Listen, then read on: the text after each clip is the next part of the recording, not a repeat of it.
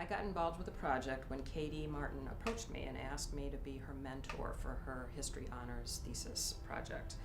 And she probably approached me because of my expertise in 20th century U.S. history and generally and specifically Indiana history, because the project that she wanted to pursue was about the Civilian Conservation Corps.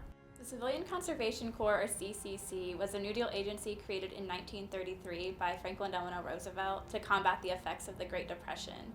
It put young men aged 18 to 25 back to work on public lands, and so they often completed public works projects such as building roads, bridges, hiking trails, and building recreational facilities on public lands, so like national parks and state parks. We certainly know about the Civilian Conservation Corps nationally. We also know about its presence in the state, the Civilian Conservation Corps camps. We also know that the races were segregated and that men were assigned to camps based on their race in this period. So we know that there were certain camps that African American men were assigned to. But Katie was able to get a perspective on their experience that nobody has written about. Company 517C was a group of African American men who worked in South Bend, Portland, and O'Bannon Woods State Park from 1933 to 1942. And they were a Civilian Conservation Corps company, only one of 8 African American groups in Indiana, and the rest of the Indiana Civilian Conservation groups were white.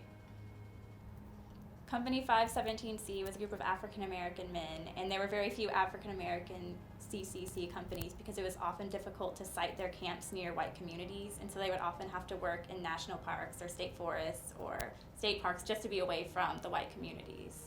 When the company moved to Portland, Indiana, there was a lot of talk in the company or in the newspaper of Portland, and people were saying that they didn't want to have the camp located near their homes because they thought that they would have drinking issues or violence, and obviously the Civilian Conservation Corps men were really chosen for their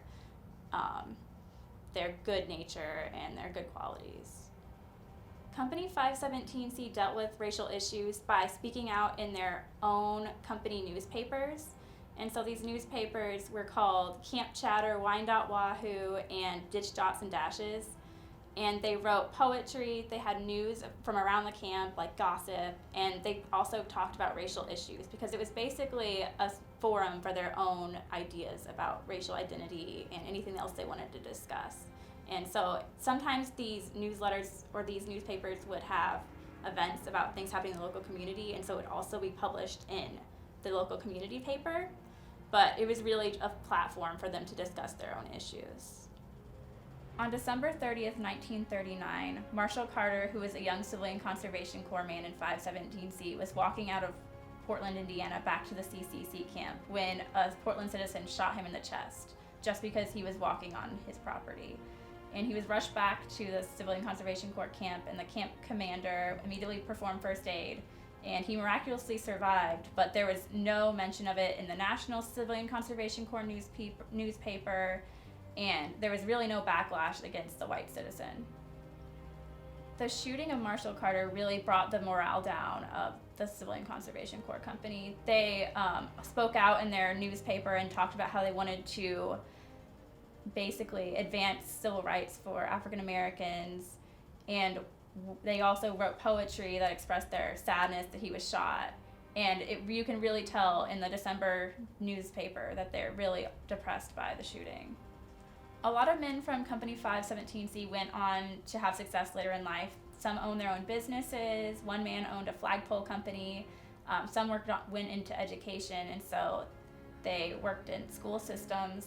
And William S. Myers actually went on to be a firefighter, and he was really involved in the civic life of Indianapolis. And so now you can go view his papers at the Indianapolis Historical Society. I hope that readers of my article take away that racial issues were being fought for in the 1930s and didn't start with the civil rights movement. And also every time you visit a national park or a state park, that you really look at all the recreational facilities and the roads and think about all the work that went into them. And especially a lot of them were built by the Civilian Conservation Corps.